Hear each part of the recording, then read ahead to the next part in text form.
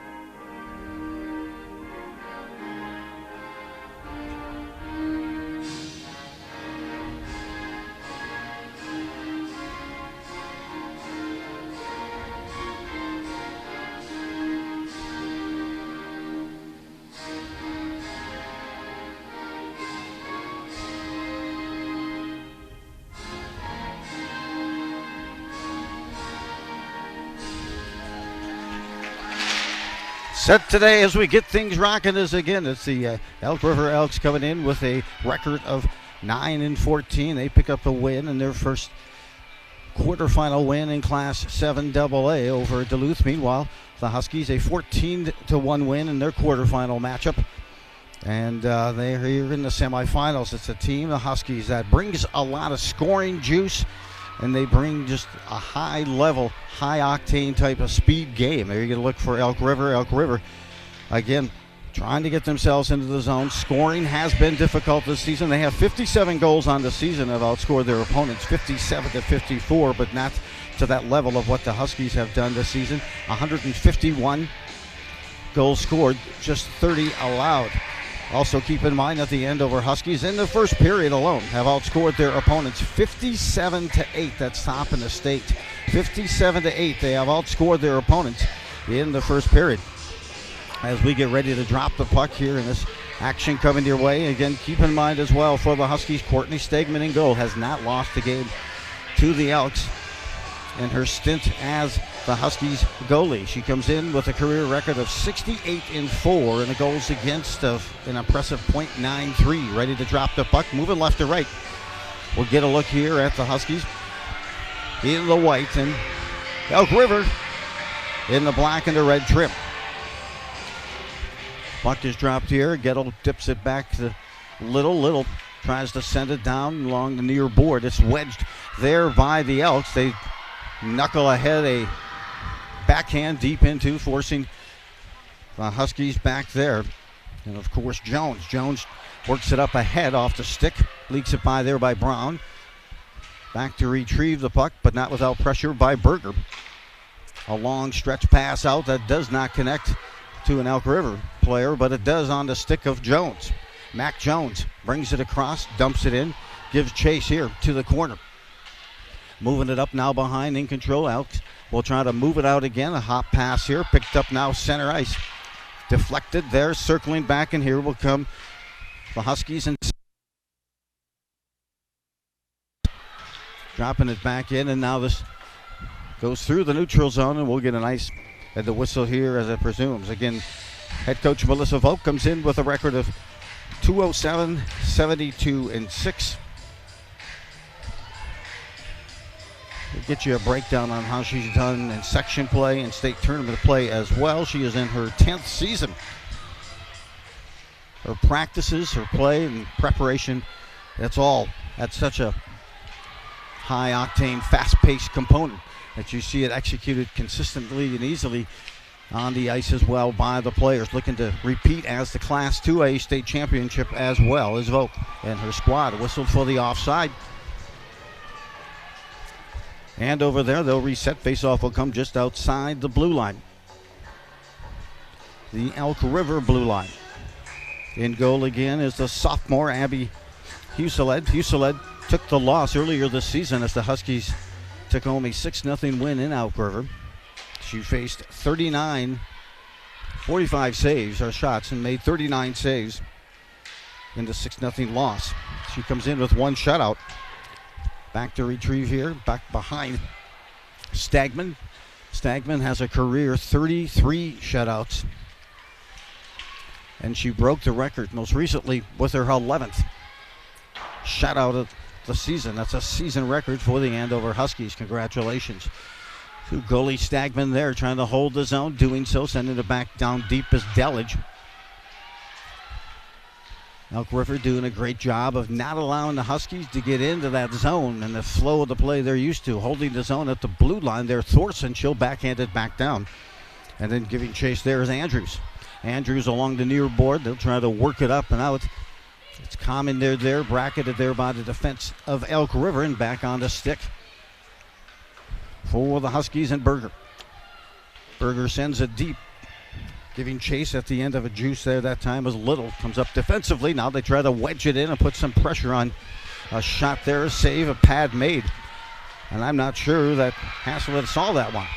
This one deflected back out, and they'll call an offside on the Huskies as they begin the peppering on the offensive pressure to the Huskies here early on.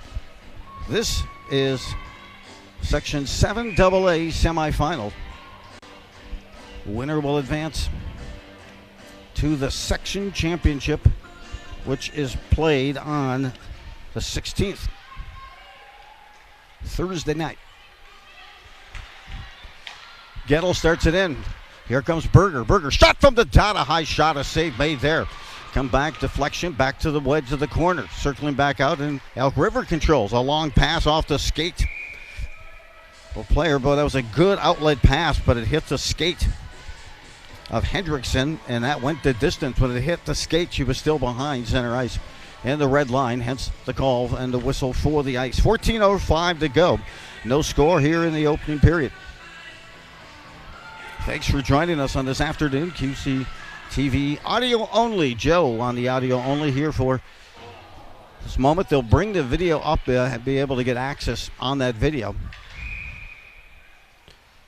at midnight, and then they'll match the audio with the video, as there's some restrictions with State High School League and airing of that video live during the game, during sections. So we're back in off the face-off now, controlled. Here come the Huskies, center ice, moving it in, sent right back out again.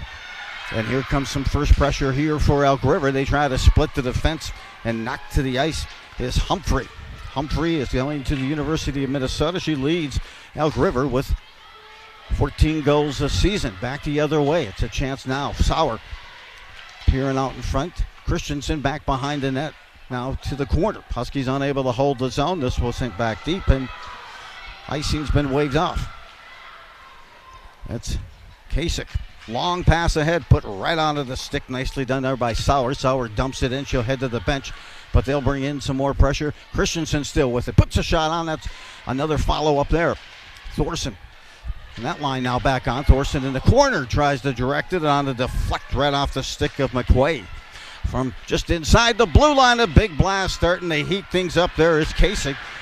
And the rebound comes back out just beyond the blue line, and Elk River now will cross center ice and dump in. That was Deal who brought it in, but brought in there, and they'll get another whistle. This one will take the face-off just to the left of Huselid, the sophomore goalie for Elk River. And she comes in with a goals against of 2.06. Does Huselid, and a save percentage of .936. Pinching it at the far point and ringing it along the board. Time was McQuaid. Back down to the corner now. Severian back out. And now forcing Andover back, and Mumm is there. Kaylin Mumm directs it back behind the net, takes it there. Now head passes to the half wall, and right now Elk River trying to clamp down and put a little pressure on themselves. 12 and change to go here in this opening period. No score. Section 7A Semifinals, Andover hosting Elk River. Up ahead, McQuaid now. Skates in, crosses the line, gains it. No, whistle for the offside. As right now, Elk River just really trying to diffuse any momentum or make the Huskies work a little more difficult as they come in and enter that zone and try to gain the line. They've been disruptive around that blue line. With 12:01 to go, face-off drop just outside the blue line. Gettle has it at the blue line, rings it along the board. Huselid stops the puck there. Huskies get possession. Gettle digging it out, but defensively it's put on the stick and deflected off the stick that time. Trying to break out is Hendrickson, and she has that deflection head to the bench of the Elk River Elks, where the face-off will take place just outside the Elk River blue line in front of their bench.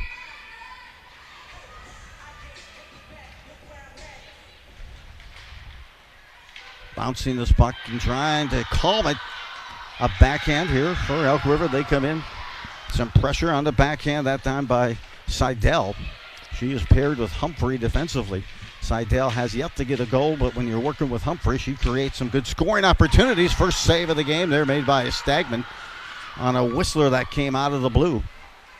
That was by Hansberger. Deflected back. Hansberger now Elk River forced out of their end, and now they'll try to stir up a little offense, but they're going to dump and trying to do some changes. Giving it up back behind into the corner, trying to circle right back as Berger. She picked up a deflected pass by Jones. That was near the goal. Gettle tries to take a swat. When she does that, she deflects it into the Andover bench with 10:58 to go. This faceoff is going to take place because the deflection took place just inside the Husky blue line. It's going to take place just to the left of Courtney Stagman. Stagman comes in not only with a record of 23-3, she has a goals against this year of 1.12 and 11 shutouts. To mention, that is a season record for the Andover Huskies. Carrying now. Christensen drops it. One time, Engler. There's a blast save. Rebound bouncing around, trying to get a stick in to get possession of Sauer. Sauer sends it to the far point to Mum. Near side. This is a shot from the near point, deflected. That'll be cleared back out. Hustling back to reciprocate and gather that puck was Kasich. Huskies try to bring it in and control, and right now Elk River's done a nice job of not allowing the Huskies to carry that puck in and set things up and get that buzz on. Elk River just beyond the blue line. They send it off the wall. I thought they were going to circle and carry out. Did not. But now the Huskies have possession of the puck at center ice. Picked up. Errant pass there. A Whistler. A pad save made by Stagman. She guides it to the corner. The shot taken by Thomas. But it was just inside the blue line. Kasich with it once again. She is corralled there by Thomas. Kasich sends it deep, giving chase. Is chance there for Thorson. Thorson lays it up ahead at the far point. There's a blast that goes and just misses wide of the mark. And now the Huskies try to settle and get things rolling here at center ice. Deflected. Nice defensive play on the bracket there. Is Little off the board. Trying to hit McQuay that time and unable to connect with McQuay. Meanwhile, Elk River says we need to refuel, and they send it length of the ice. Huskies have won the last time that Elk River has defeated Andover was back in 2017. I'll get you more on just how these two teams have ended one another's seasons for the last 10 seasons since 2014. It's amazing the rivalry between these two squads. Just a matter of 15 miles away. Turning, firing in is Gettle. Gettle tries to hit Berger. Berger out of the corner. So good coming out of that corner with control of the puck. Gets it to Gettle. Gettle tries to center there to Brown. It's disrupted by the defense for Elk River out near the blue line. Now back in again. They'll give it in. Madison tries to trap the puck into that corner. A backhand out near the front. Elk River there defensively, and they pitchfork this one the length of the ice over the neutral zone, but back is Little quickly for the Huskies. An errant outlet pass that time, put right on the stick of Humphrey. That's dangerous. Deflects there off as the defense collided and converged on Humphrey. And back now will come Berger. Full head of steam. Here she comes. Berger is bracketed defensively, has it lifted off her stick. Couple of D1 athletes going at it there. Now, going case to case and coast to coast. Here's a chance for a shot by Huseled, Andy, the older sister, who will be heading to St. Olaf College. 13 goals, 7 assists for Andy Huseled. Berger now surveys before she passes and will be whistled here for the ice. I think she was trying to see if she could get a tip from Gettle, who was coming back towards the bench in that general direction. The Huskies whistled for a rare icing. Just under 8 to go, 7:58. The Huskies 23-3 this season.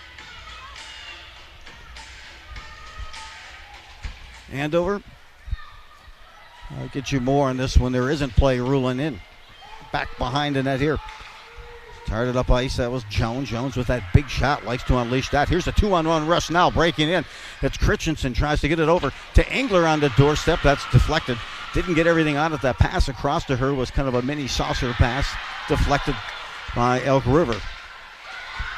Elk River gets to the blue line and sends it in. Huskies forced back out of their own end. That's Jones up ahead. Now to Christensen. Christensen gains the line, puts it off the board, regains possession of the puck, looks to center behind the net. Now a quick backhand, but it hits the side of the cage. Engler goes vigorously into that corner, unable to get there first, and the Huskies will hustle back and get possession here defensively, and that is Kasich. Kasich moves it up. Good clean outlet here, and a backhand put off here by Sauer. Sauer tries to get there first. They had a whistle being whistled, and we are going to get our first penalty of the game. This is going to be a hooking penalty.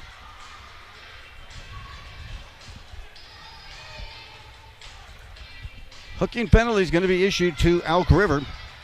Elk River on the season not having the most success on the penalty kill. As you get a look here at the penalty there induced on Sauer as she was scurrying her way in. So the Huskies now with an impressive 35% proficiency on the power play get the player advantage now. Shot from the dot on the near side of the circle. That's deflected. The shot by Engler was deflected by Huseled, the goalie, into the netting. And we'll restart and have a face-off. Just 1:49 in on this power play. Plenty of time left here for the Huskies.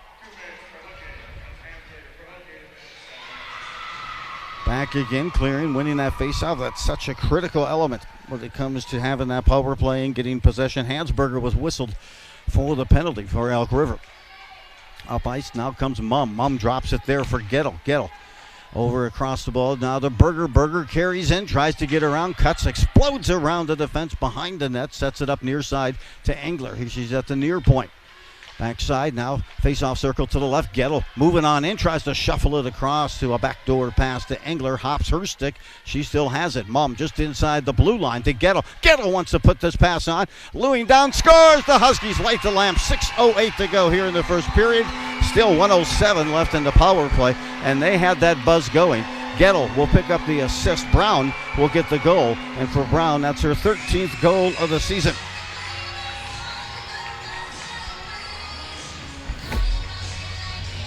You could get a look here at the pressure coming in, sent it down low. Again, a shuffle pass across, and just all of that traffic in front. And finally redirected. Berger was on the doorstep. Brown was on the back. That was a B&B opportunity, but Brown took advantage of it, got the loose puck, buried it back at the net. Power play goal for the Huskies. And Madison Brown, again, her 13th goal of the season. The Huskies, a team that has outscored their opponents 57-8 in the first period. Now added that to 58-8. 1-0 lead, bouncing the collision near the back. The backhand in front of Stagman. She stays poised, collects the puck, and we will have a face-off just to the left of Stagman.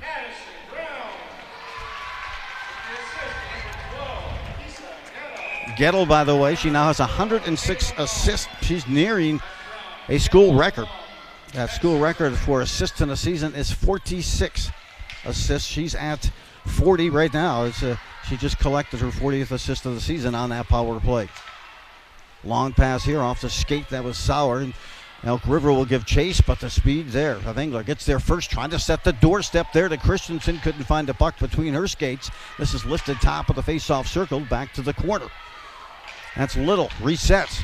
Both teams back at full strength, and here's a whistler here from Little, but hits traffic in front. The chance now for Elk River to try to break out, but sent to the ice. That time was Henriksen.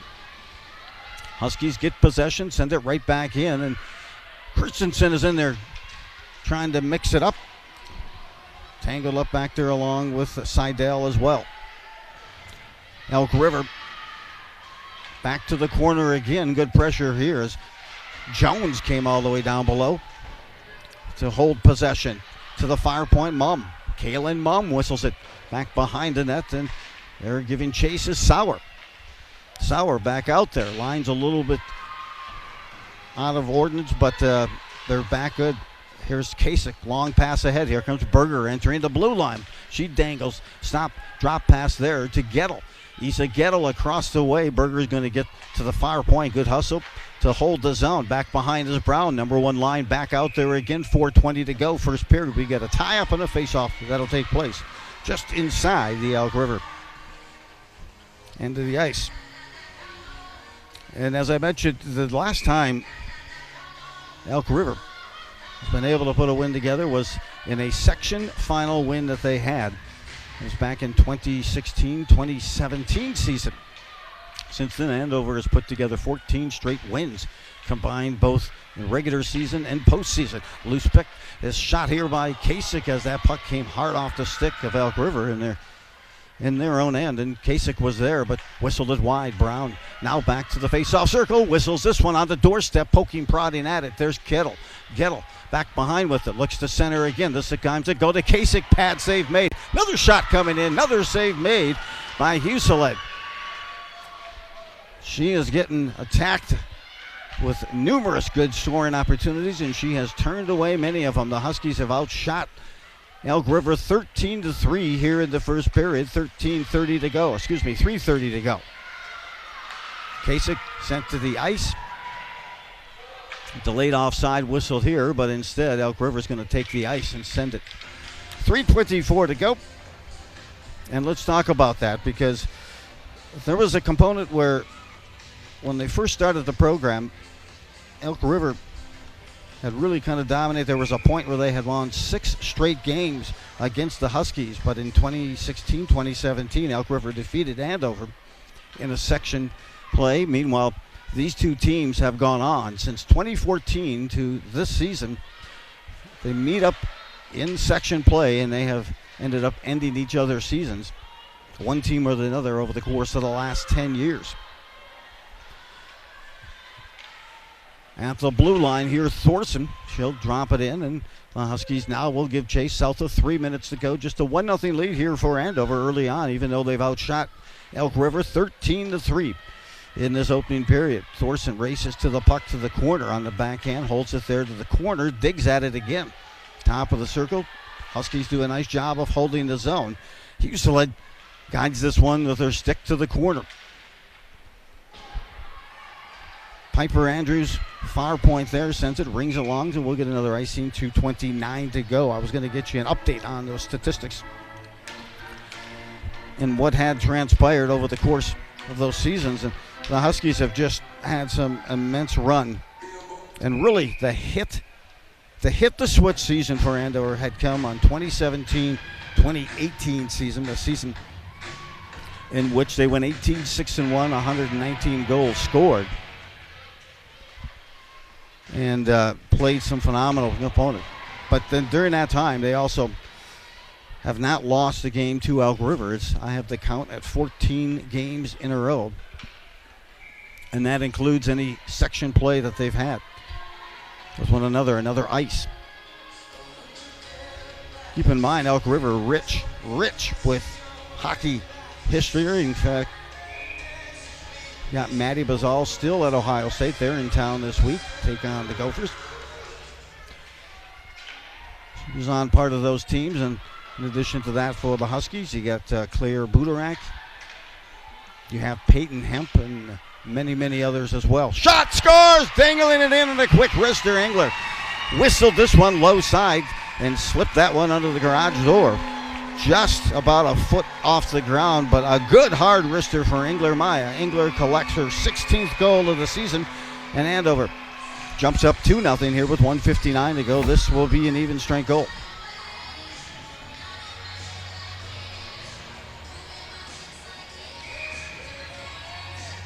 Look at that, just kept it low. A lot of traffic in front of that sophomore goalie Huseled, but nonetheless, it was a good laser as well. Engler picks it up, her 16th goal of the season. They'll whistle it again.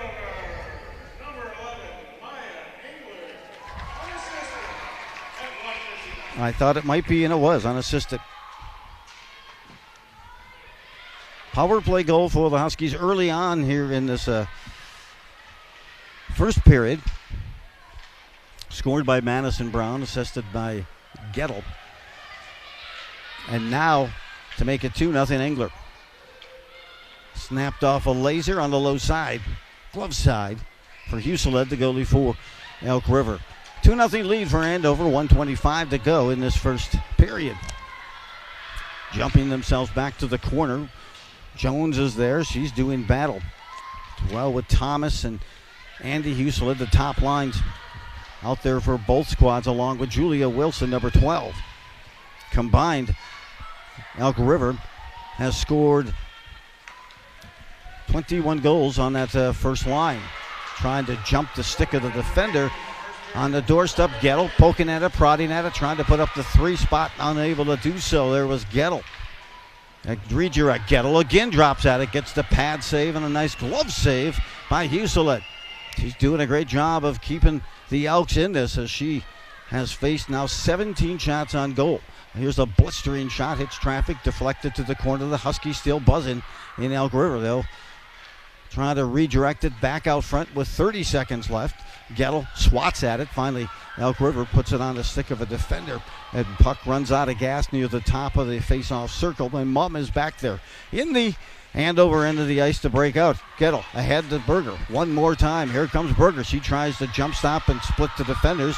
No go there. Couple of nice individual effort coming to back away here for Elk River. A collision in the corner. That was Seidel. Pile up in front. Oh my, and a collision. Still a player down in the corner. And they continue to try to swat at the puck as traffic quickly consumed its way in front of Stegman. She stayed focused. The puck dribbled to the corner and some hard collisions, but we have come to the end of the first period. A 1-0 lead. A 2-0 lead after one complete period for the Andover Huskies. A furious and fast close to this first period, but Huskies were able to hold off the push there by Elk River. So this is the Section 7AA Semifinal matchup. The Andover Huskies, a 2-0 lead over Elk River here from the Andover Community Center. We'll return with second period play here on QCTV.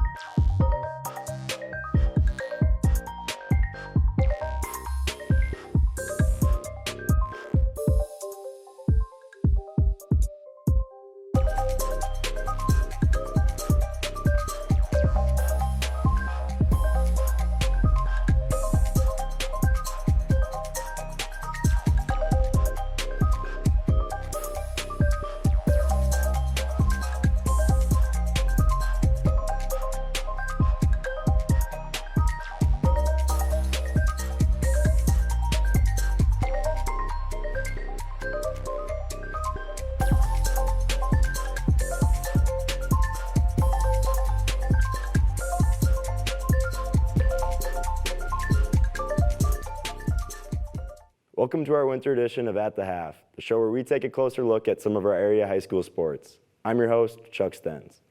Andover boys and girls hockey look to capitalize on their outstanding dual state championships last year in order to continue their success into this season.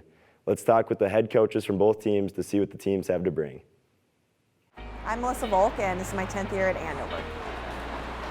Our expectations are kind of similar every single year to be getting better, as the season goes and be playing our best hockey come February. We're a year older. Last year we were super young with so many freshmen on the team, and now kids are kind of filling some different roles and kind of figuring it out this year. Our captains, Ella Berger, Issa Gettle, Maddie Brown, that top line of ours, and then also Kaylin Mum back at D, Courtney Stegman, our goalie, but then a lot of other players that fill some huge roles for us and give us that depth that we need. Yeah, so every game, we kind of get excited for and another opportunity to play with our teammates and whatnot. But tomorrow we play Minnetonka, so that's a big game. And then we're in the Dyna tournament after Christmas. Yeah, we love our youth girls. We're so lucky to know all of them on such an individual basis. But the biggest thing that we preach here is just working hard and having a good attitude. My name's Mark Manny. I'm the head coach of the boys hockey team at Andover High School. Well, last year's team, a lot of our skill up front was underclassmen, and when you have underclassmen leading your team on offense, they don't feel the pressure that seniors feel. So they tend to kind of play loose and play very well. Seniors sometimes, get the feeling it might be their last game if they lose, and sometimes that leads to not playing well. So we had the perfect combo last year of great senior leaders who were calm under pressure and juniors who played free. We'll see what we have this year. Our best players are going to be seniors this year, and sometimes, like I say, that's not a great recipe, and sometimes it is. So we hope our young guys get better every game, and then we get good leadership, and I think this team will be pretty good by the end of the year. Well, up front, our three big guys are Gavin Thorson, Caden Casey, and Cooper Conway. Casey and Thorson both had over 70 points last year. Conway was hurt about half the year, so he had his offensive numbers didn't look quite as impressive, but they're going to be our leaders up front. Throw in senior Mac Yell, and we're looking for big things offensively from him, and junior Ben Dahl as well. And after that, we're going to see who steps forward and kind of takes the mantle and runs. On the backside, Tristan May Robinson, senior captain, who's been a stalwart for us for 2 years now, and will be again for a third. And then Landon Stringfellow, a junior who played a regular shift last year and is getting better by the day. Back in the net, we lost Austin Bronze, who was probably the best goalie in Minnesota last year. So we're just looking for who's going to step forward and take that job. We've got 4 very capable goalies, and any of them could be our starter by the end of the year. The Tornadoes have some new dedicated members of their cheerleading squad. Let's check in with them to learn some more.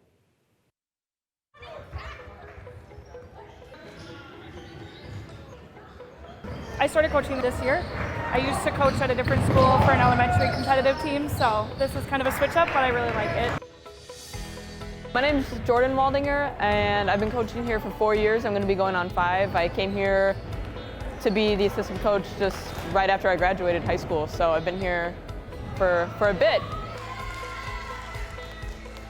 Last year was kind of rough for us. We had a lot of drama, a lot of issues, but I feel like this year we have the most committed and hardworking team that I've ever seen. Yeah, we are this is some of the most hardworking girls I've ever met. They're so committed, they want to win, they want to be here every day, they want to put in the work, and they want to get that bid. I think there's just more energy, more effort, so I just think this team is just miles different than it was last year. They want to be here. I can tell they want to be here. They want to put in the work. They're putting in work outside of practice. Yeah, the drive is really there. I enjoy it. We learned from our middle school coaches that were old Anoka cheerleaders that learned different ways and different techniques and stuff. And basically, when we got our new coach, Caitlin, she brought in some new cheers that she did with her old team. Also cheers that she had learned in high school herself. Yeah. So cheers end up kind of just being a big collaboration of what ends up working for the team and like what we like the most. Our pyramids that we do in our competitive routine, we have performed them at football games just to kind of practice it in front of a crowd. Yeah. And we've done a couple of routines at Pet Fest. I think games that we cheer at, I feel that's more performing, and competitions I do view as like competing. Like it's more intense. Our first competition of the year usually is regionals, and it's always the Saturday before Halloween. And then after that we have competitions usually on Saturdays, every weekend or every other weekend kind of after that. Until like late February when Nationals is. When I got hired, that was my goal to the AD, I would like to take this team to nationals. That's a huge goal for coaches as well. So. Coaching this team, we've gotten 2 bids I think, and we just haven't gone yet. So I think that's always my goal. Nationals. We want to get a bid. Nationals. Yep.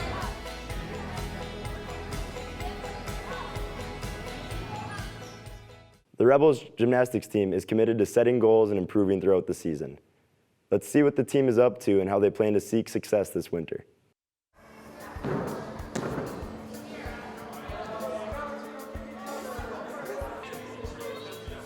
We're down a bit, but I've always said I want to work with athletes who will work hard. Like if you love gymnastics and you work hard, that's who I want to work with. And we've got a core group of great girls. We've got an awesome senior leader in Melina Ung. I don't know anybody that's worked harder. So it's been a pleasure to coach her, and she's already been an awesome, invaluable captain, and I know that will keep going through the season. We lost about half of our team, I'd say, and then we got a lot of new middle schoolers, which is really nice, so that we have a really young team right now, and I think the season will be really fun.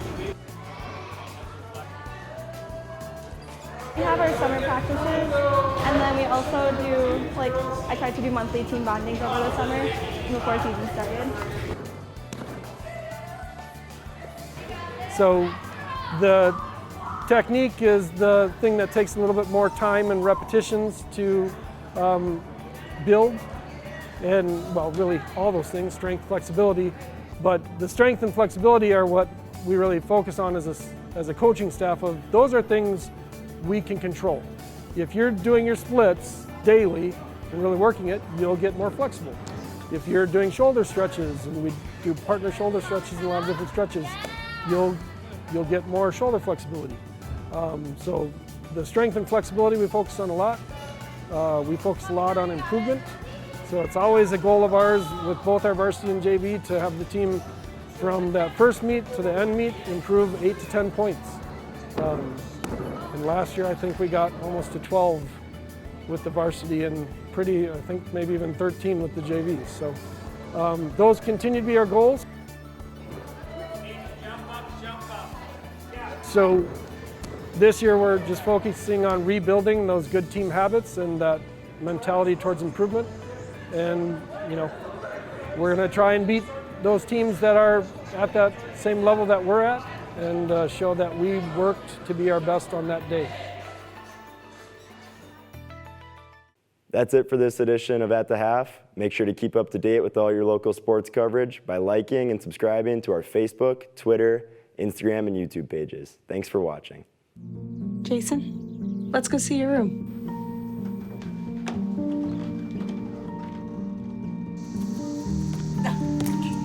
That's not right. How is it? Is it good?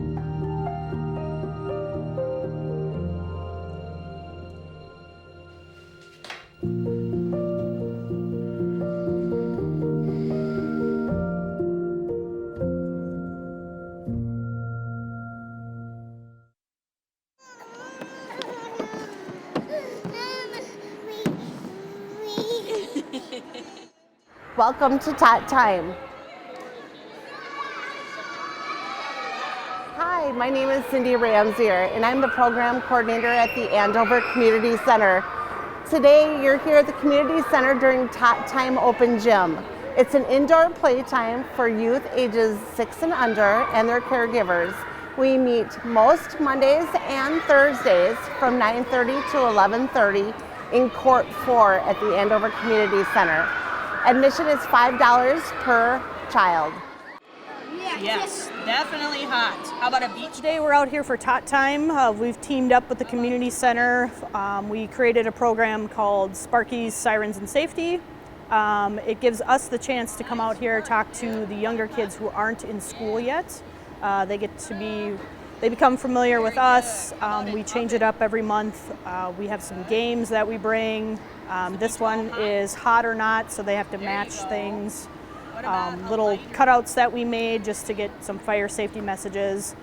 We brought some cutouts and stuff for photos, some little giveaways for them. They can kind of explore. When they're comfortable, they kind of approach us and see if they want to partake. But it's important for us to be out here so they can start getting familiar with us. At this age, they're kind of intimidated by us, and it's a little bit scary for them. So. The Andover Community Center first started offering Tot Time in 2006. To date, we've received over 25,000 visits from young children coming to play indoors at Tot Time Open Gym. This is our 16th year offering the program.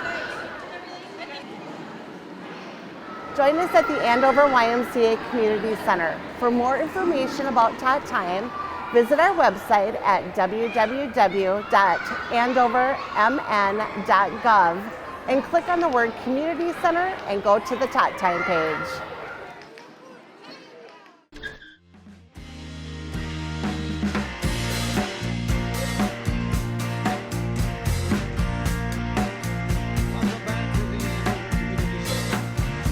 Along with this QCTV sports presentation on a Saturday afternoon matinee, this Section 7AA battle has the Huskies with a 2-0 lead over Elk River. A quick recap as Elk River just coming back to the ice. We're going to look at some of the scoring that transpired in that first period and some scoring opportunities. Huselet has done a great job for Elk River between the pipes as you see the drop of the puck there. The Huskies getting it going on, a little buzz early in that first and trying to split the defense and maybe draw a penalty there, Elk River, but later on, Huskies get it down. Gettle near just in the dot, sets it across. Brown and Gettle both on the doorstep, but Brown gets there first. And then Engler dropped the puck.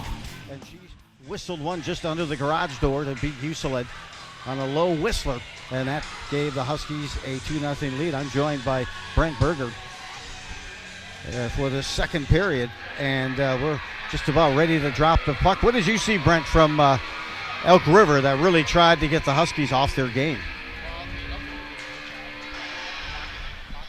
Trying to just play really good D zone and then get it wide and get it deep. So they're really energetic. They're coming with a lot of energy. So we'll see how it goes here if we continue that on the second period. Quick whistler and that big heavy shot by Jones. A follow-up that goes fluttering over the top and just beyond the crossbar, hits the net. That shot by Little and almost launched just under the crossbar. More traffic. Both got the Huskies in. Elk River, as Brett mentioned, coming out with some juice in that first period, but the Huskies now setting it up to another pace. A blast here by Little. That hits traffic. She gets the rebound, reflects behind to the corner now. Brown settles the puck off the board. She is bracketed there defensively by Elk River. Gettle controls the puck as it goes off the stick of Elk River. Back behind. Gettle on the doorstep. Berger there just misses on a crisscross pass through the crease that time, and almost able to connect and get to deflect was Brown, and the Huskies certainly come out with a buzz. Brent here to start this second period. Much. I mean, they're playing very, working really hard in the D zone, and then they clear it and try to get a reset after a minute. So they're doing a nice job. That was like a ready, fire, aim kind of start to the second period for the Huskies. They barely waited for the puck to drop. They came out with some tenacity and ready to open up that gap. 2-0 lead as we begin here in this second period. Another ice here. You mentioned, Brent, that we saw a lot of icing from Elk River to try to diffuse some of that pressure and allow them to kind of reset a couple of times. Yeah, it's going to be something that, they're icing the puck a lot. They're just trying to minimize the mistakes, but eventually they're going to have to get a little offense because they are down 2-0. So we'll see what happens here. These two teams met once earlier this season. It was a 6-0 lead for Andover in that game. Berger with 2 goals and an assist. Gettle with 2 goals and an assist. So they're spinning it back out again. They're setting back out here now with Engler overskates the puck, and Elk River sends it back length of the ice, and it's fluttering to cross the red line, and we'll get another whistle for the ice here. Second period, 15:27. Andover has outshot Elk River 18-4. Here's we've just started the second period into 2-0 lead. The second line there is doing really, they really had a nice shift. There was a couple times where Christensen went and hit the top guy on Engler. They are really having they're feeling good, looking good today. It's inside the blue line here, controlled. There's Sauer, rings it right back. A whistler here that gets by Angeletti, who fluttered that one back behind the net, holding the zone. Nope, circling it back out. Sauer with a big, strong skate. Drop pass Angeletti again. That one whistles to the near corner. Pinching in is Little on the backhand. They're trying to swing it back. Is Christensen to get a struck and unable to convert.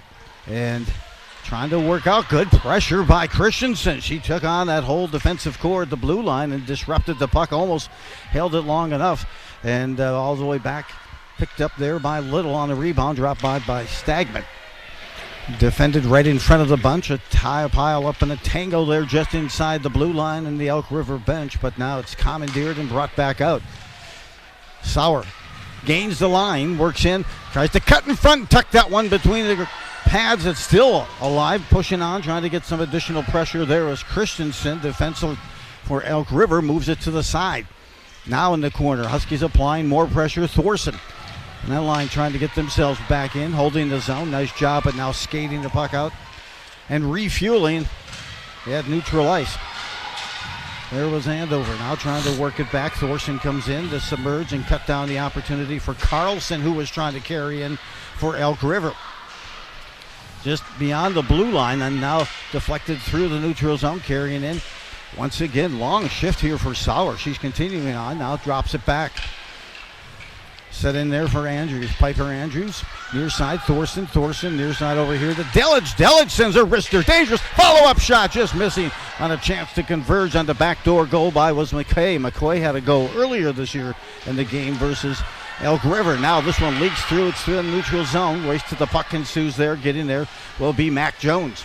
Mac Jones eludes the check, skates out, gets beyond her stick. She gathers it back again. A hard wrister tries to go upstairs, and a shoulder save there had to be made by Hewlett. Back again, top of the face-off circle. Across the way, one-timer shot, and an opportunity there by McQuay. She's had a couple of good looks this shift. Hewlett has turned her away a couple of times as well. 13 and change to go in this high-flying second period. The Huskies have jumped up 2-0 lead, and they've had some chances early here in the second. Thorson takes a swat at it. Andrews chase after as well, but it moves off of the Elk River player's stick. Hewlett that time, and this one now goes on goal, forcing Abby Hewlett to make that save, and 12:43 to go. Boy, some good looks for McQuay as she started her shift, and again a little later again. Yeah, for sure. I mean, she's done a great job. In the beginning of the year, she was trying to work her way into the role, and she's been a consistent, varsity player now for a month or two. So really getting in her own. Nice shot. That line's really starting to emerge. There's a Berger on the face-off. They win that oh-so-important face-off. Drops it back now to the corner, controlling.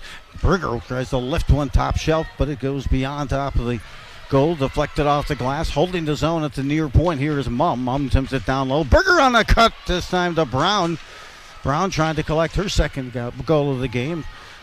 Berger rings it along the far side. Avery had it there. Kasich, rather. Kasich and Gettle at it. Gettle shovels it back down low near the half wall there to Brown. Brown now shuffles it on the backhand up, deflected, settling. Kasich over to Mum. Kaylin hits it now back again. She'll send it cross ice again to the far point. A wrister here through traffic. Save somehow made there. And now back out front, the Huskies try to send maybe a little mini Michigan shot there by Brown to lift it on the backhand and shovel it past the goalie. Into the corner, Berger shovels it, tries to control the puck here. Both teams are at full strength. Just some great pressure right now by the Huskies. Elk River trying to maneuver the puck, but now it's back out beyond the blue line. Gettle is tangled up there. Brown gets it backhand now, and Mum will carry in. Mum tries to hit a cutting Berger. High slot there. The shot misses on goal there by Gettle. Gettle gets it back, takes another shot, swallowed it, and consumed into the pads of the Elk River goalie. Will get a face-off. We're also going to get a penalty. Yeah, it looked like the defender for Elk River ran into Mum, and I'm guessing it's Mum. Yep, Mum will get the gate.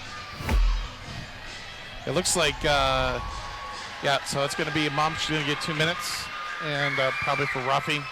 We'll see what Elk River can do here. If they can, gather some shots. They haven't had many shots here, Joel.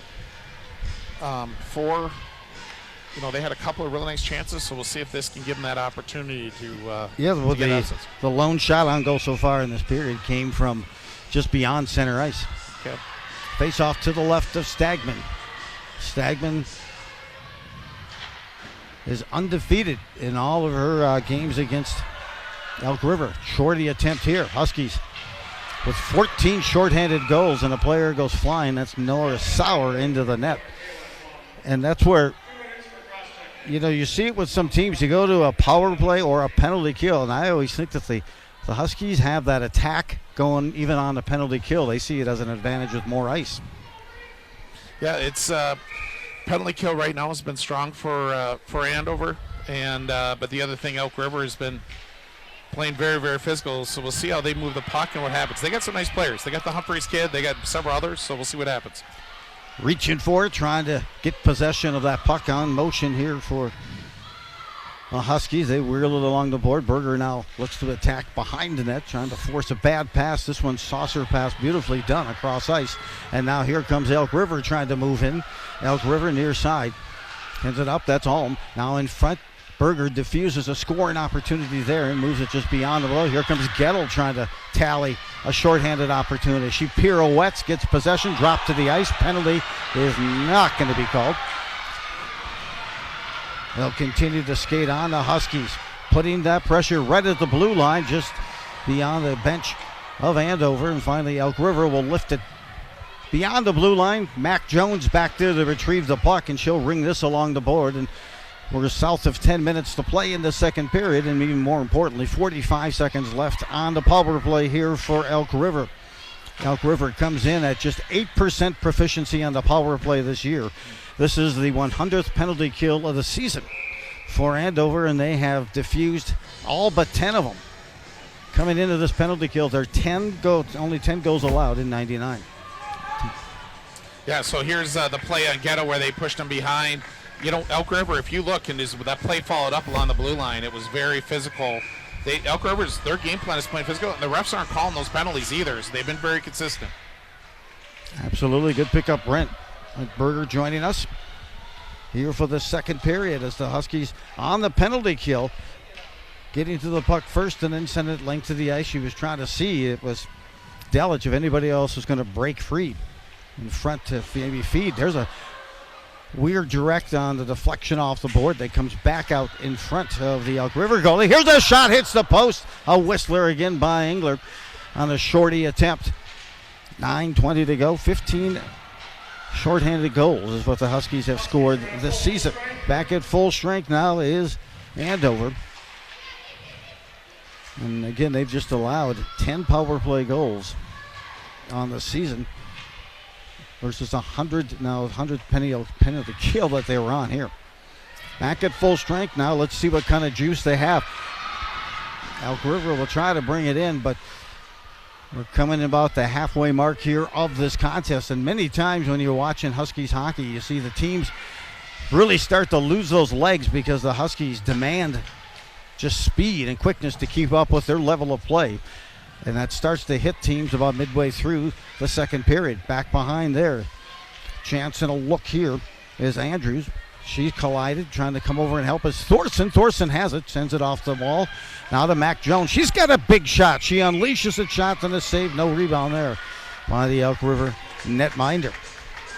And you can see here, hey, the Huskies full of offensive punch coming into today. They had scored 151 goals, only surrendered 30. But they're on the verge of records. For instance, Isa Gettel on the verge of breaking the team record of 46 assists. She has one today for 40. And of course, Ella Berger, 110 career goals, but for this season she has 28. And the record is held by Claire Budarak, who has 36. So she's on the verge of breaking that school record as well. But that's just such a great team effort. The buzz on the line, the good flow of the defense.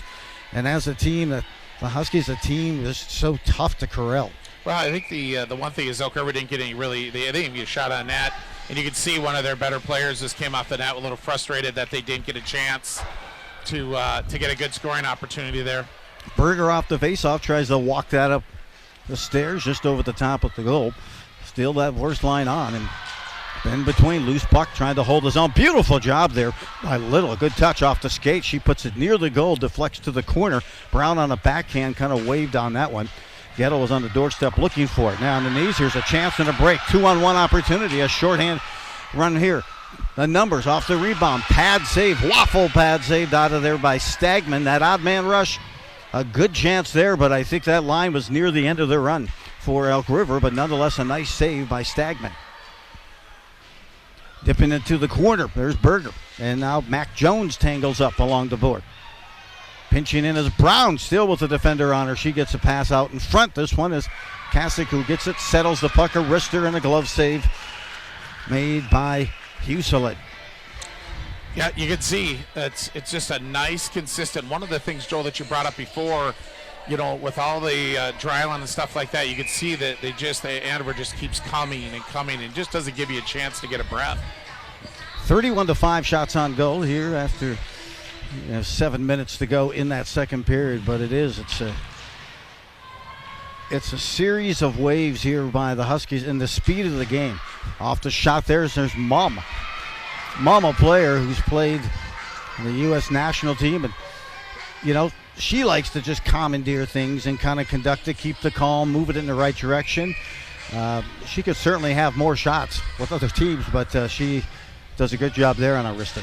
Yeah, she's a nice player, and I think offensively she's tried to pick up her game where she's letting that snapshot go more. Off the face-off here. Over the top of the puck Kasich, and now a chance here for Elk River. They take a swat at one and send it deep. That first line back on with Thomas. I'm looking to circle. A point-blank opportunity turned away. Closing up just to the low slot as the puck found a rebound and taking a swat.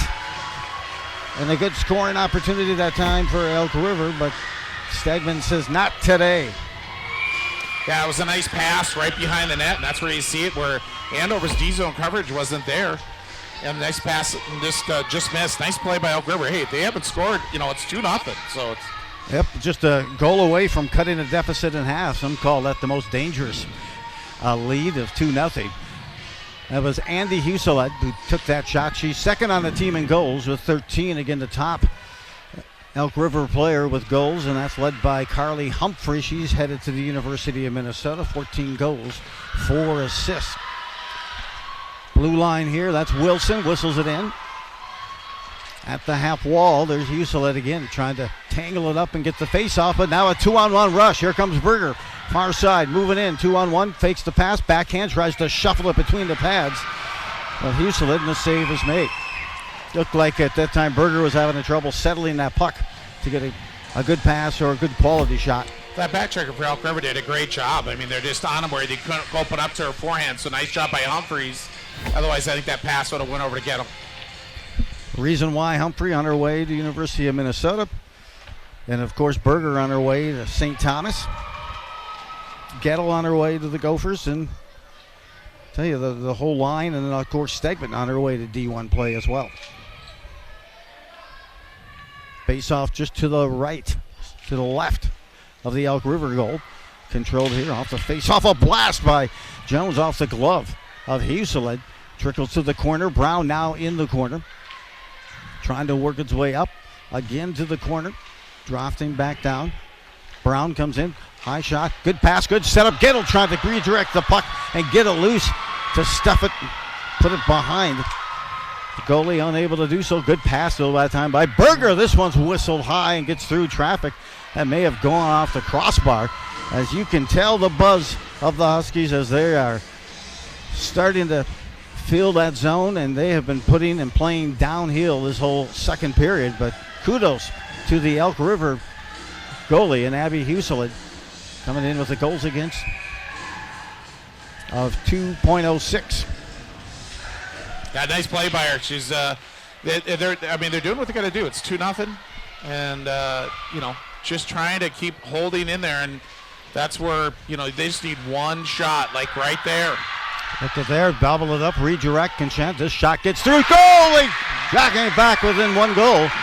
Elk River just kind of keeping that pressure on. This one, a hard snapshot from just inside the blue line.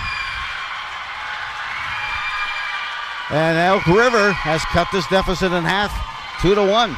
And just as I said it, it was a nice play, nice shot on net, and the screen, and they just couldn't see it, so didn't clear it, and so we'll see what happens here. But here we go, nice shot right there, and I can't tell how that went in. We'll see if they give it to Balaban. Her sister is also number 5. That was Karen Balaban. If they do give it to Karen Balaban, that'll be her first goal.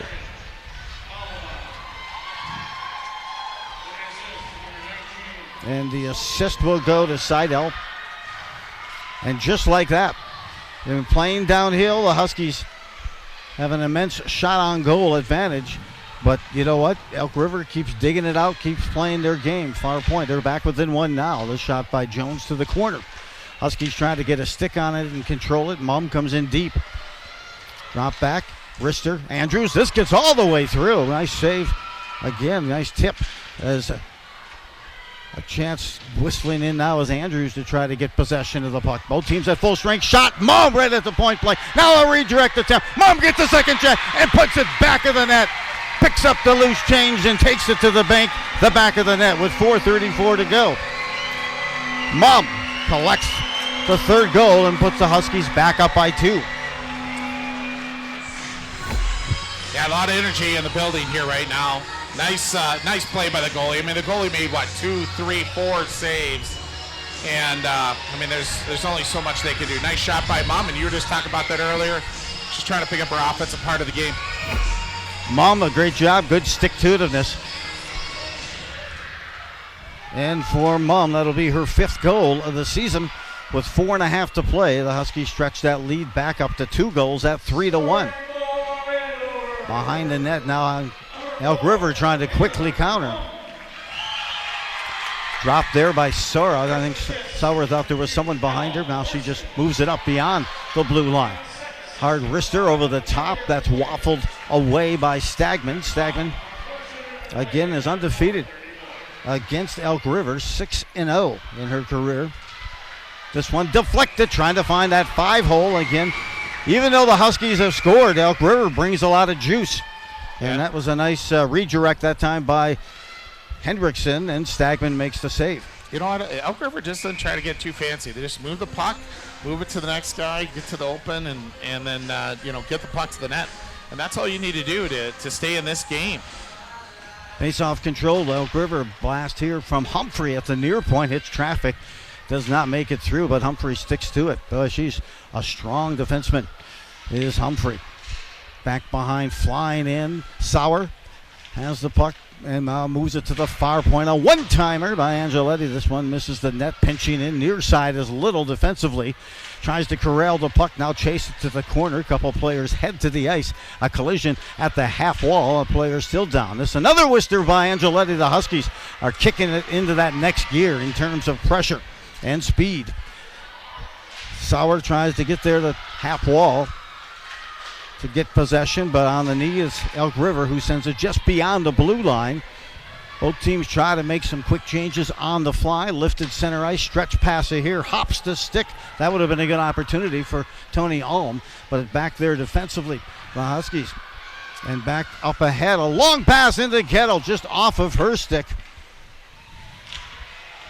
A good look, but the Huskies back into the corner here, trying to bracket in the Elk River defenseman. In front, a redirect by Gettle goes through the crease, and now directed and finds its way just beyond the blue line. Berger trying to dig it out, and now back in. Huskies will be back behind there. There's Mum to try to move it up ice, and pitchforking it up through the neutral ice and trying to be reciprocate. Here comes Gettle off of that one. Drop pass over to Berger.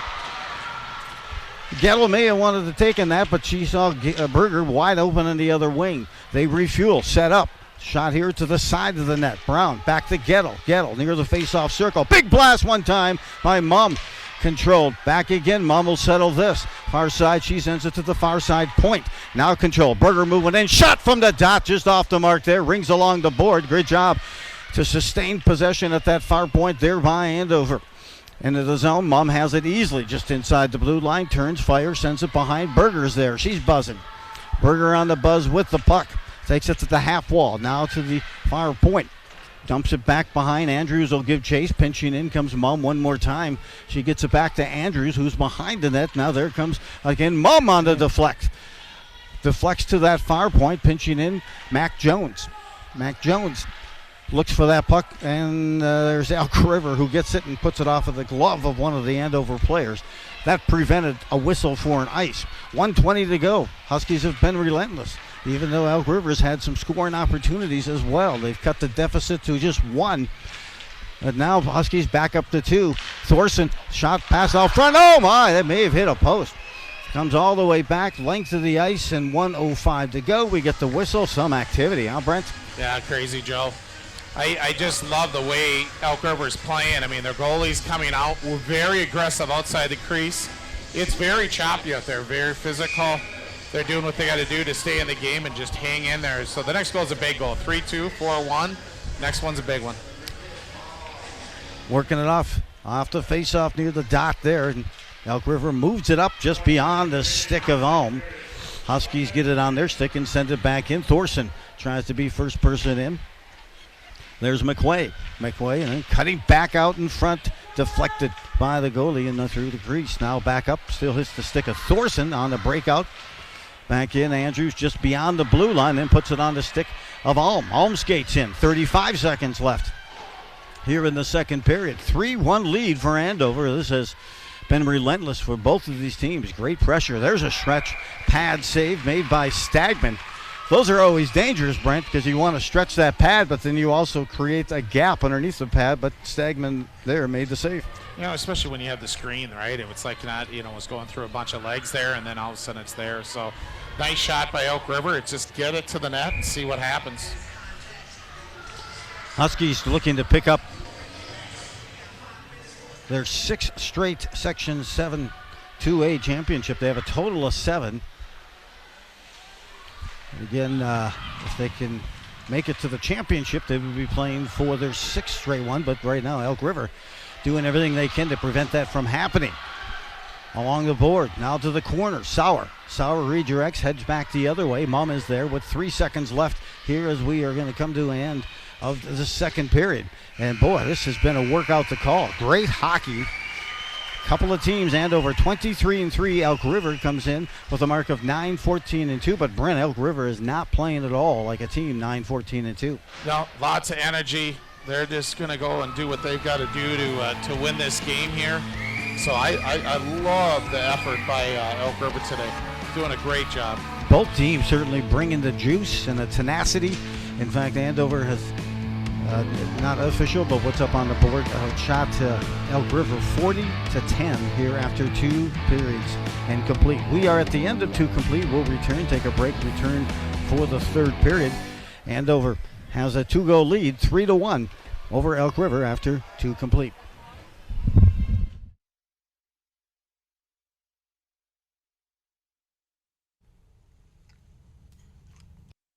Hey, boss. Okay? Yeah, I'm good. You sure? I said I'm fine.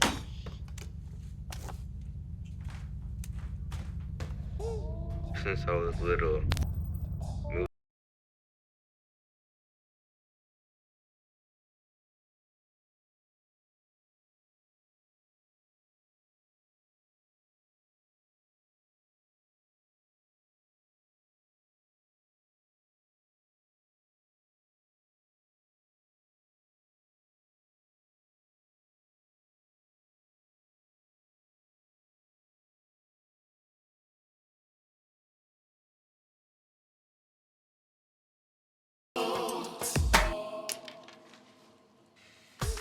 Hey, son. Hey, Pop. You can talk to me. It's been really, really hard for me. The Andover Family Fun Fest has drawn thousands of people, with a variety of attractions. But do you know when it started?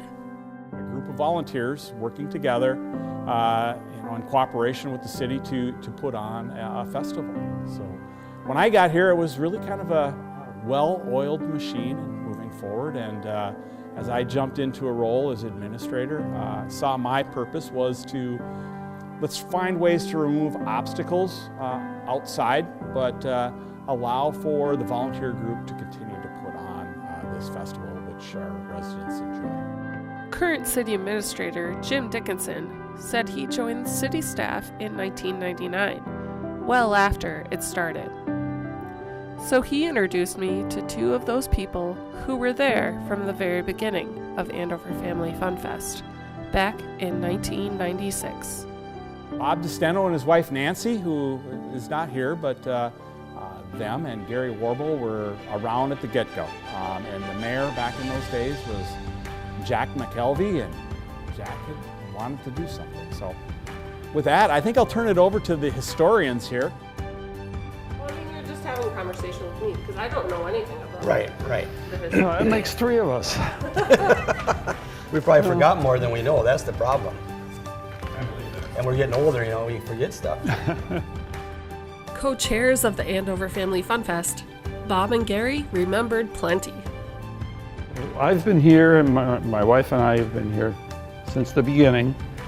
I got home from work one night and she said, oh, they have a request for citizens to help run this festival. So we came to the meeting and there were, I don't know, maybe 6 or 8 people. A few citizens and the city people. My wife she's trying to find out as much as she can. So she says, well, when are we going to have the festival? We don't know. Where are we going to have it? We don't know. And that's when we realized this is ground zero for this thing. And my wife was a nursery school teacher, and so she had all the contacts for children's entertainment, and we hired a bunch of entertainers for the kids, and I think that's where it kind of started with being aimed at the younger kids, and it's been working really well. And some things have stayed the same, like the Andover Fire Department's corn feed. Other things that have been there from the beginning? The baby crawling contest. Of course, the parade.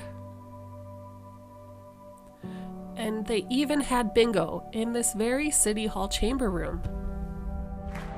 First of all, in the mid to late 90s, Andover was not very big. And the amount of people that we had coming compared to what we have now, it actually looks pretty sad. The first fun run was 25 people. And after, let's see, well, it must have been last year that we had 400 runners. So, and we've gone from just timing people manually to chipping them, and so it works out a lot better that way. So, big changes. And now with a medallion hunt, giant inflatable obstacle courses and slides, fried food, street dances, the 5K fun run, a parade, a classic car show, fireworks, and more. It's just grown, and I think the reason it's grown so much, the population's just grown so much in the city. So we need more room. We need to expand. Bob and Gary say a major part of the celebration is the food vendors. The crew go out and measure where they'll be, and they actually helped set up the electrical system to help that part run smooth. We've done it for so long now that we're kind of on autopilot. Right. It's a good thing. So, because it starts early in the week, and between marking the grounds and marking utilities, and it's a lot of things have to come together for it to happen. But I guess we do it because it's fun. They also wanted to give a big thanks to the Andover City staff who helped them set up and especially the cleanup. It is, and that's what I like about this community. Everybody works together. Great community. So when you go out to this year's Family Fun Fest, make sure you find Bob and Gary to thank them for making this celebration what it is now. Because don't forget, this is a volunteer-ran celebration. Just come join us and see the experience. It's the quite food an experience. vendors are... It's a long day and a half festival. It's amazing what we pack into a day and a half.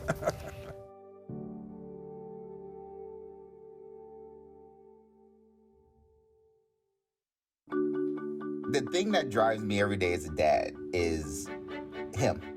Every day he's hungry for something. And there's this huge responsibility in making sure that he's a good person. I think the advice I would give is you don't need to know all the answers. It's okay to make mistakes. As long as it's coming from love, then it kind of starts to work itself out.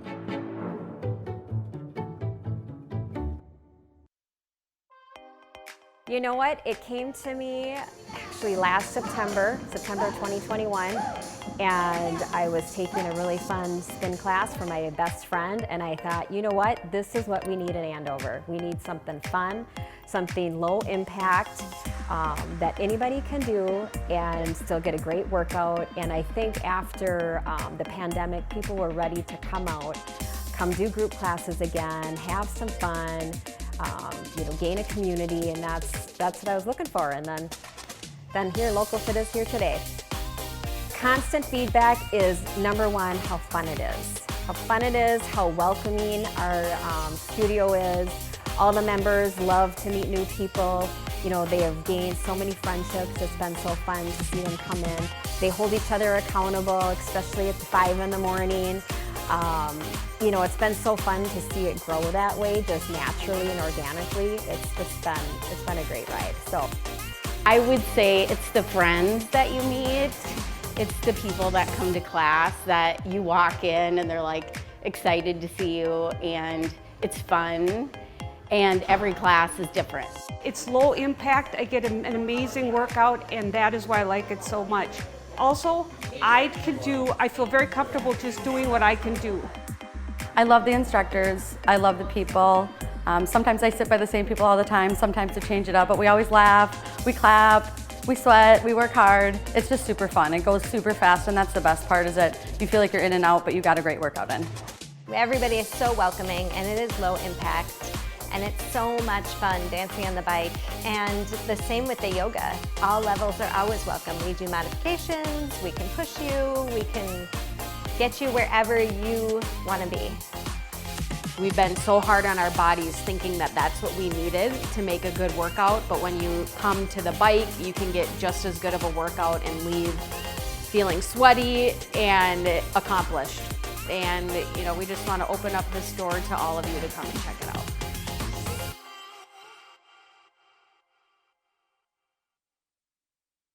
Attacks against Asian Americans and Pacific Islanders are on the rise. I think the old saying goes, Grandma had it, Mom threw it away, and I bought it back. That happens almost every day in here. Amori Antiques, located in the heart of downtown Anoka on 2nd Avenue between Main and Jackson. We've been open for nearly 30 years. It'll be 30 years in 2024. We're kind of already counting down to our anniversary celebration. Looking forward to that. We've got 60 different dealers in here, between floor dealers and shelf dealers, and it's just a wide variety of stuff. You never really know what you'll find when you come in here. Everything from antiques, those primitives, you know, those little house in the prairie type kind of things, to Funko Pops. I mean, we even have some Funko Pops in here because they're very collectible. People like to put those on the shelf. They love to have those, their favorite character, whether it's a Funko Pop or a Star Wars guy, or, you know, whatever you can find, right? We come across those special pieces almost daily, and that's really what I strive to find, is those one-of-a-kind, special, unique pieces, like my taxidermied chipmunk pelt vest. We get compliments every single day about, just the wide variety of stuff that we have in here.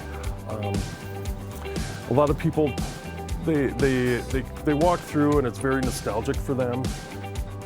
You know, anybody can come in here and try to be a dealer, try their hand at buying and selling vintage or antique items. I rent shelves out for $20 a month, and that's typically where I want people to start, is just on a shelf, just to get their feet wet. And if they do really well, we can promote them to some floor space. I'll tell you what I really look for, though, in a shelf dealer, and just my dealers in general, is I want them to be passionate about everything antique, vintage, and collectible. And they're out there finding that cool stuff and bringing it in. And, you know, it's half the fun is the hunt, you know, and the same for me too. It's we're really preserving a lot of the stuff when we find it.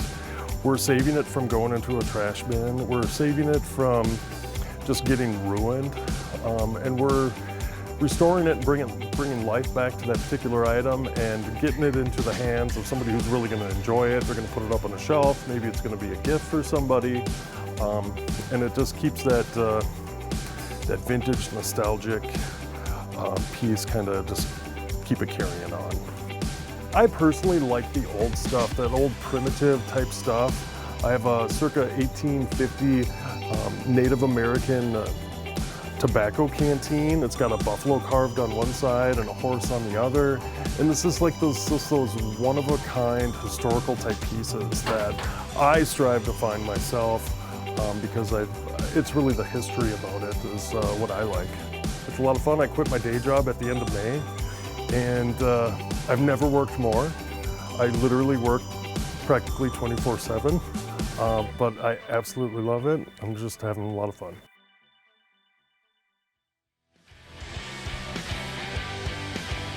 Welcome back to the Andover Community Center. That energy you can actually hear and feel here. The Andover Huskies coming out for the third period. They have a 3-1 lead over Elk River. Joe Littleton along with Brent Berger, and we are ready to get you to the third period. But first, let's show the recap quickly here. What transpired here in the second period. Heck of an amount of shots. Up to 40 shots on goal. Turned away. Huselet has just been stellar between the pipes. Backhand attempt on that time by the Huskies as well. Gettle on the doorstep, one to lose her stick. One time after time, finally cutting that deficit from 2-0 and half to 2-1. There was Balaban, that's Karen Balaban, but the Huskies answer moments later by Mum. And Mum's goal, her 5th of the season, puts the Huskies where we are right now, 3-1 as we begin a third period. And Berger carrying it now quickly, trying to tally a goal of our own as we start this third spell here. The Huskies currently have won 13 in a row against Elk River, looking to push it now to 14 consecutive wins if they can here. But right now, Elk River playing some phenomenal defense. And really, they're used to the one-goal games. In fact, their record in their games this season has been 3-10-2. And we're going to get a whistle and a penalty coming up here. Just, boy, that was tough. A hard run. And yeah, the way it looks to me, it's going to be a 2-minute penalty, Joe. So I think it's going to be 2 minutes for roughing. I think Humphreys, hopefully she's okay. Like you were saying earlier there, as far as just how well Elk River's played this year, I mean, they played a lot of teams very, very tough. They've been in every game this year except for Moorhead and Andover's, according to their coach here at Elk River. So they've been all of them, but those two, I mean, they played several good teams, including Minnetonka 3-0 earlier this year. So they got a very, very nice team. That they are. It's tough with it, and that builds for that strength in those moments in the regular season. As we look at the Class 2A rankings, several different series of rankings. I'm more of a page stat type of guy. I enjoy that one. But this is from the Star Tribune in Minnetonka, but number 1, followed by Hill Murray, a team that the Huskies have lost at earlier this season. Andover, followed by Gentry Academy, Edina. There you have Maple Grove. And as they run down the rest of them, Centennial, Spring Lake Park, number 9 in that Class 2A rankings. But as it comes right now, these rankings become irrelevant because once you begin playoff hockey, it's just a different level of hockey. As now Humphrey back to her skates, and boy, that was tough. It stays with a 2-minute minor. You know, it's kind of going back to Joe. Like if everybody, anybody that watched the game between Blaine and the kids from Anoka there, I mean, that was a great game. 6 overtimes. The goalies were outstanding between Patnode and Hance. And I mean, what a great game. Shots were like, what, 90 some shots Patnode had. So we'll see how that affects Blaine today against Grand Rapids Greenway over at 40. They're playing on later today at 4. Next stoppage of play as well. We're going to look at those section seedings and the kind of the state of those. Off the face, off there, and one redirected and a pad save made by Stagman. Just to get you updated, power play opportunity now for Elk River. Again, they are just 8% success on that power play. They get a look here inside the blue line, but probably even more critical, their leading scorer is on the bench, Humphrey, who has 14 goals and very proficient anytime she's on the ice. The Huskies get a chance to clear the zone, and 1:30 left on the penalty kill for Andover. This is their 101st penalty kill of the season. They've only allowed 10 goals on 100. Well, we'll see if it remains at 101. Back at it, more pressure. Huskies sometimes see it as a great attack time as well when they are on that penalty kill with the speed of this team. Missing the pass here. We're going to get a rare icing. So Humphreys is back out, Joe, so she's good to go. So that's good to see, and that's a pretty critical piece for Elk River, especially here. They're in the power play, and I mean, the time is the enemy now for them. They need to get a goal. This third period kind of like moving day in the PGA. They need to make that move, and right now, if they have the man advantage for the next 55 seconds here, they try to send it in, and they hit Mac Jones with the puck. Comes out to center ice. They refuel. Humphrey there sends it in. Thinks a shot hits Mac Jones once again. Trying to get it set up, but I'll tell you that aggressive defense and tough to do so. There's a wrister and flashing the glove. Hashtag FTL flashing the leather. Stagman comes out high and doesn't allow a rebound. Grabs that pure glove hand and no rebound. Yeah, nice shot by Sophie Seidel there. Just let that quick shot off. And Stagman, nice save by Stagman. And we'll reset here. Here we go. Here you get a look at that shot. Again, a good blistering one, but seeing it all the way. Stagman. Gettle just behind the blue line. Flicks that puck ahead. Berger's going to give chase. Sends it deep. Always dangerous. As Berger has 4 shorthanded goals herself this season. Also 5 shorthanded assists. Does Berger. She goes to the corner against Humphrey. Both of them will be playing against each other at a D1 level next year. St. Thomas for Berger and the University of Minnesota for Humphrey. Gettle in the right spot. Trying to move it up through the neutral zone. Puts it on her stick. She sends it deep, and that is a successful penalty kill. 2 for 2 on the penalty kill. The Huskies. This will be the 10th season that these two teams have met in the sections and decided the fate of each other's season. They ended their seasons of one or the other over the last, again, this is since 2013 rather, now to 2024. So miss on that pass all the way through. Icing the call, facing it back all the way to the Elk River end of the ice. Yeah, we're going to shout out to some of our Andover folks. I guess we got Pelkey and Alstrad out in the last lake trying to catch some fish, so they're listening to us. And then some folks down in Rosemont area. I also had a call out from Joe and Monica Patton that they're listening in from Mesa, Arizona. That's a good spot to be, Mesa. Today in Minnesota, it may hit 40, so it's going to feel just like maybe the early morning in Mesa, at worst for Mesa. Huskies there. Thanks for joining us, everyone, and listening in on the audio-only presentation. Joe Rulin along with Brent Berger, and we've got ourselves a great matchup here at the Andover Community Center. Third period, 3-1 lead for Andover. They come in 23-3, and the number 1 seed team in Section 7AA looking to take home their 6th straight section championship. Of course, not only would they have to win today, but in their matchup in the upcoming game as well. We'll get you that update and a reading of that section layout as well.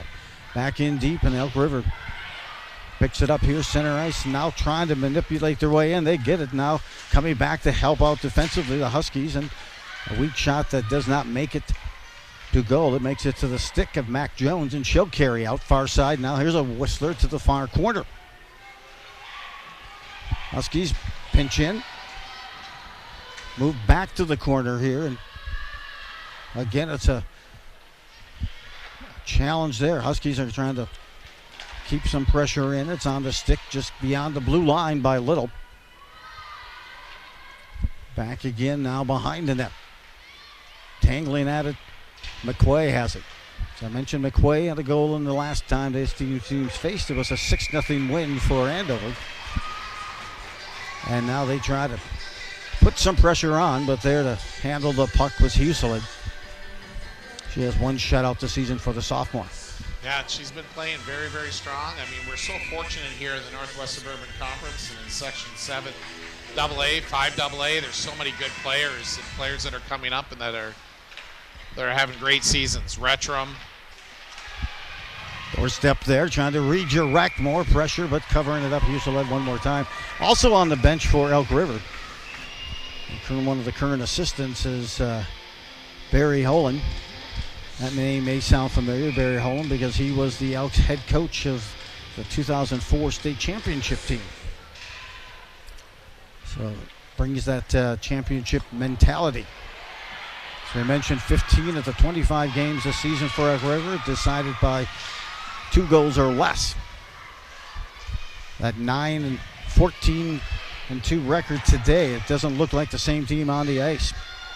Right now is a extremely competitive and at it, just down by 2, almost a chance to be down by 1 as that shot on the backhand just misses. And an opportunity there for Hansberger. Back out, center ice, stick on it, here comes Berger.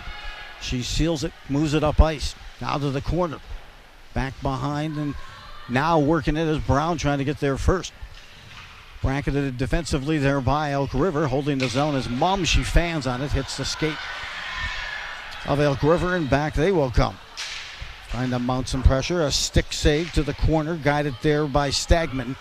And now moving it out, version 2 comes Berger.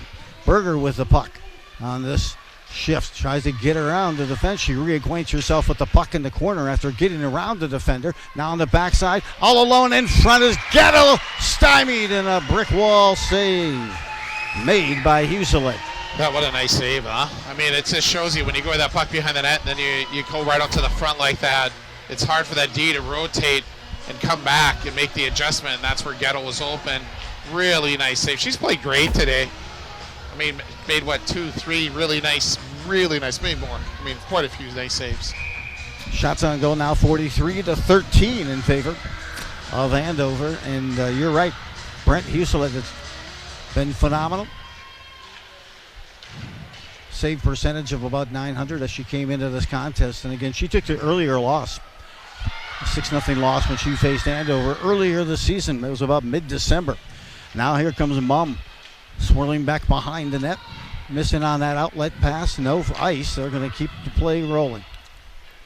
Chance to the corner, loose puck. Engler tries to redirect, hits that far post or close to it.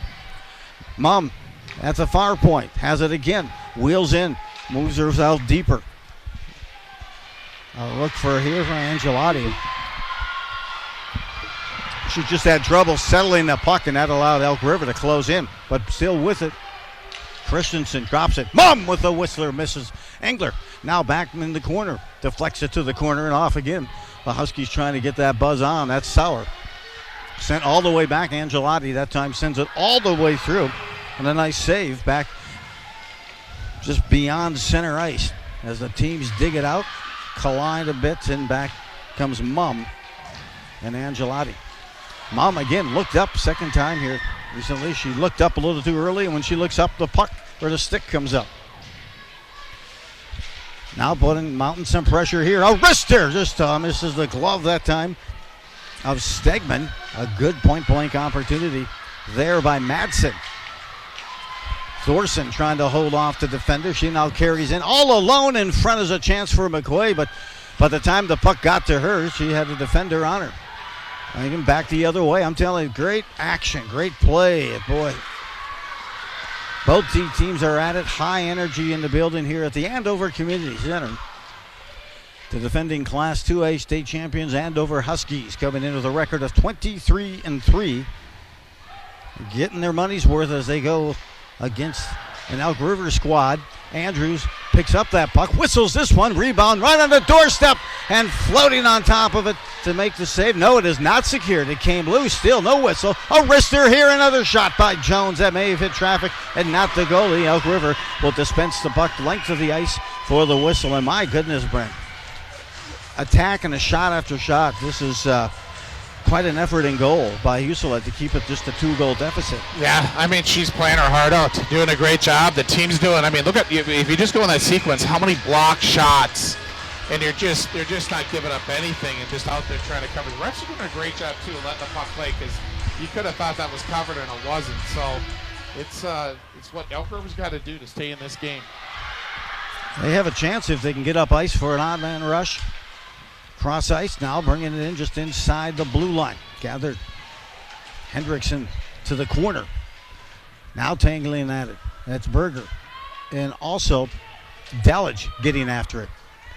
It deflects off, and now an outlet pass to Gettle. Just beyond her reach. A chance, if she can get to it, had a better chance on a breakaway there. They're going to let them play here. Gettle gets back to the ice. From her knees, tries to send the pass down behind the net. Firepoint working it in down to the corner. Up top, one-timer that time. Us misses the net on the backside, just over the top by Gettle. I'm not sure, but I think the goalie may have gotten a piece of that. Now the line back in, that first line for the Huskies. Tried to feed back down to Madison Brown. Madison Brown now tries to send a pass across. Gettle hurries to the corner to get that puck. Delich out at the near point, trying to get it over to Gettle. Gettle tried to tip a backhand over the top of the goalie, and now there's a pile up to the side. They're letting them play. No whistles. Typically, you'll hear a whistle, but it's just going to continue to flow. I agree, Brent. I like how they're officiating this game. They're letting them go, and a lot of scoring opportunities. Usually around the net will come that quick whistle to the corner. Here comes Berger again. She tries to put a pass out front, hits the skate of the defender. Back to Jones. Jones whistles one on the doorstep there. Berger looking for a loose biscuit that she can deposit. Now having to break out. Gettle tried to feed teammate there. Back the other way. It comes away with Hendrickson, but she's got to be pretty well gassed. Hendrickson back the other way on transition. Trying to reciprocate a quick rush here also. Gettle pokes at it. Takes it to the corner. Out in front, all alone out there was Sauer, but she couldn't settle the puck. Mum sends it to a cutting Gettle coming in that back door. Had a tough time settling that puck to deposit it, and back now will come Elk River. Head was down. They eluded a check. Now gets back out to center ice. That was Andy Huseled who worked that out. At that far point, Thomas on the backhand tries to send it deep. Version 2 does it the second time. Huseled near corner. She's second on the team in goals with 13. Out to the front. Huseled has it again through this high slot to the corner. Mum challenges and squares off there, and now moved along by Kasich. Kasich to the half wall, now bumped up ahead to Engler. Engler puts it on the stick of Christensen. Christensen tries a little dipsy-do, gets to the puck, reacquaints herself with the puck in the corner to the far point. There's Mum, pushes it across, top of the face-off circle. Kasich's going to have a look. A pad save made by Huseled. Back again in front. A shot by Mum, deflected, did not make it to the net. Ends up behind the net, controlled by Hannah Christensen.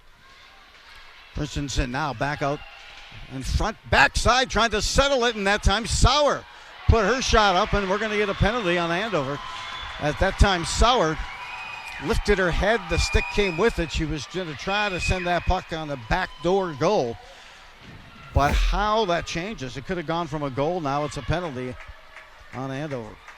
Yeah, she's just trying to get the puck and trip the defender, and now they're going to be PKing. So this could be an opportunity. I'm guessing Elk River's going to call a timeout here. Pull the goalie? And, yeah, they are calling a timeout. And so we'll see what happens. But, you know, it's Elk River's doing a great job of just doing what they got to do to stay in the game. I know I said that before, but. So we have a look at the brackets, and you're right, they are staying just enough because the winner of this will take on that Grand Rapids Greenway team versus Blaine, and that is at Fogarty. That may be starting by now or soon. Yeah, 4 o'clock, Joe. And I think the thing, if you look at, like, in that section, I mean, you go from number 2 to number 7, it's very, very tight. Those teams were all beating each other during the year. It was maybe 1-goal games. So there's just not a lot of difference, and that's why you saw that Blaine and Oka, and I fully anticipate the Grand Rapids Greenway Blaine be heading over there early later. I'm expecting that game to be very, very tight as well. If Grand Rapids wins that game, the section final is going to be up in Proctor, and that's going to be the first time in a long time. If Blaine wins it, then it's going to be in Fogarty at the Fogarty Arena because there's a northern team, and that's why it's going to be up at Proctor. Correct, and yep, that makes a big swing too. So the Huskies here, talk about a big swing. This game has been pure energy. I got to tell you, I love calling these games back and forth.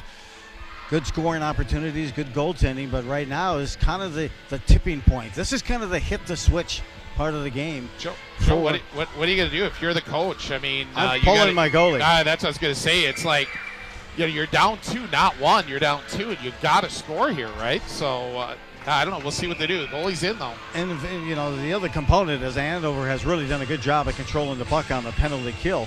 And Elk River coming into this game at 8% proficiency on the power play. They'll keep the goalie between the pipes. Here's a shot. Pad save. Whoa, she barely got Stegman extended that pad and maybe got the end of her skate to make that save.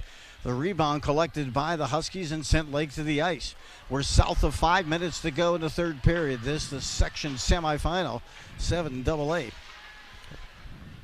Opportunity here for a chance there for Elk River. Unable to get to the puck first. Gettle did. Berger made a dive and unable to come up with the puck. $1:20 to go. On the man advantage. So far 2 for 2 on the penalty kill today is Andover. Good job by Engler. Able to matriculate that puck away from the Elk River player and send it back length of the ice. Approaching a minute now remaining on the power play here for Elk River. A pass to the blue line. Look out for Chris to Humphrey. Look out, she's dangerous. Here comes Humphrey. She wants to blast and it hits Kasich in front. Good block that time by Kasich.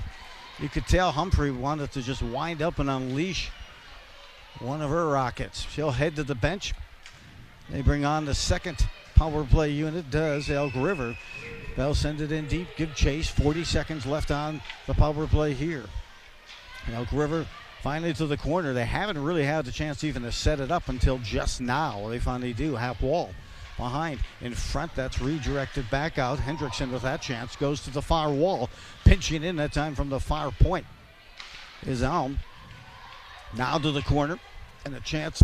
Huskies reel it along the board. Not able to clear. Holding it near point. Oh my. An unforced error that time on a pass from one point to the other. And now Gettle will get possession. Gettle with 3 seconds left. She's happy to skate this out. Skate to the far corner, then send it back to the opposite corner, head to the bench. Penalty kill successful for Andover. 3 for 3 on the afternoon. This is a Saturday matinee game coming your way on QCTV. Joe Rulin along with Brent Berger. This has been a thriller. South of 3 to play here in this third period. The Huskies up by 2, 3-1. Trying to dig it out. And Nonandy trying to get back that puck as Alm against a couple of the Husky players. Reversing ice is Drake and sends it to the near board. Huskies try to hold the zone, and diggling in there is Mac Jones coming over as Engler to help out. They move it just through neutral ice, and racing back there is Little to retrieve the puck for Andover. 2:20 to go. Skating in. Sauer coming in, fakes the pass, now takes the shot, goes off to the defender in front. As Brent mentioned, they've been blocking some great shots all game. That time it was Seidel. Seidel and Humphrey, the number 1 defensive unit, back out there again for Elk River. 2 and change to go. Huskies try to hold the zone, and they do just that. Sauer, but she'll lose her stick on top of it. South of 2, 1:54 to go now here in this third period. The Huskies a 3-1 lead. Berger back on, trying to unleash a shot. She sticks with it, even though she had a defender around her skates. Here comes Elk River back the other way, deflection into the bench. And let's see where this faceoff goes, because at some point you're going to need a pull. Yeah, the goalie. But, and here's the problem, Joe. They use their timeout.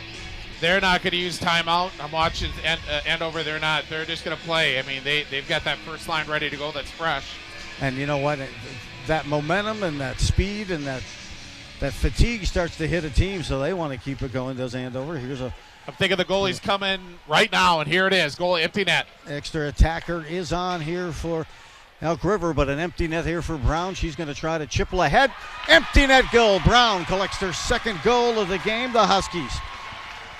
That may be the dagger in a 4-1 lead now over Elk River with 1:32 to go. It didn't take long for the Huskies to win possession of the puck. Move it up across center onto the stick of Brown, and she lifted it just over the defender, coming across to obstruct that. Then a nice goal by Brown. Second goal of the game for Brown, her 14th goal of the season. We'll see who they issue those assists to, but with 1:32 to go, Huskies have their biggest lead of the day at 4-1.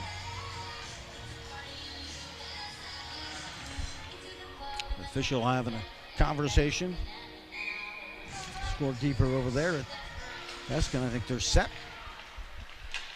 Gettle on the faceoff, down to Berger. 4-1 lead. Andover looks like they're going to be advancing to the section finals. Penalty coming up on Elk River. Stegman had gone to the bench.